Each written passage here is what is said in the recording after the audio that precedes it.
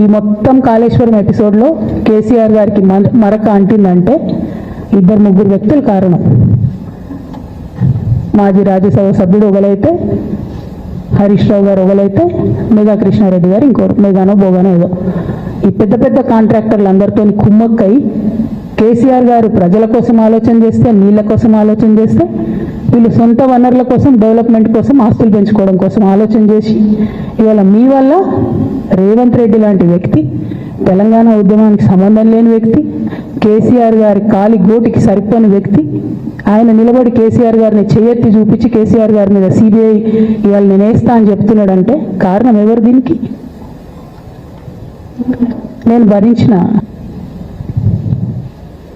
ఈ మొత్తం కాళేశ్వరం ఎపిసోడ్లో కేసీఆర్ గారికి మరక అంటిందంటే ఇద్దరు ముగ్గురు వ్యక్తులు కారణం. మాజీ రాజ్యసభ సభ్యుడు ఒకలైతే, హరీష్ రావు గారు ఒకలైతే, మెగా కృష్ణారెడ్డి గారు ఇంకోరు, మెగానో బోగానో ఏదో.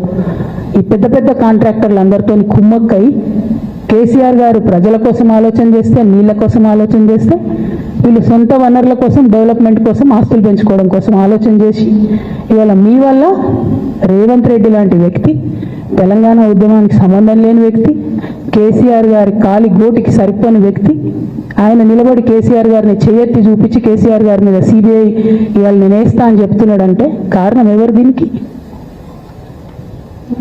నేను భరించిన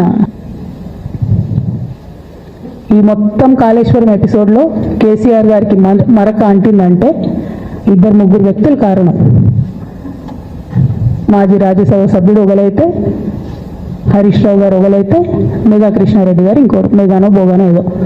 ఈ పెద్ద పెద్ద కాంట్రాక్టర్లు అందరితో కుమ్మక్కై కేసీఆర్ గారు ప్రజల కోసం ఆలోచన చేస్తే, నీళ్ళ కోసం ఆలోచన చేస్తే, వీళ్ళు సొంత వనరుల కోసం, డెవలప్మెంట్ కోసం, ఆస్తులు పెంచుకోవడం కోసం ఆలోచన చేసి ఇవాళ మీ వల్ల రేవంత్ రెడ్డి లాంటి వ్యక్తి, తెలంగాణ ఉద్యమానికి సంబంధం లేని వ్యక్తి, కేసీఆర్ గారి కాలి గోటికి సరిపోని వ్యక్తి, ఆయన నిలబడి కేసీఆర్ గారిని చేయెత్తి చూపించి కేసీఆర్ గారి మీద సిబిఐ ఇవాళ నేను వేస్తా అని చెప్తున్నాడంటే కారణం ఎవరు? దీనికి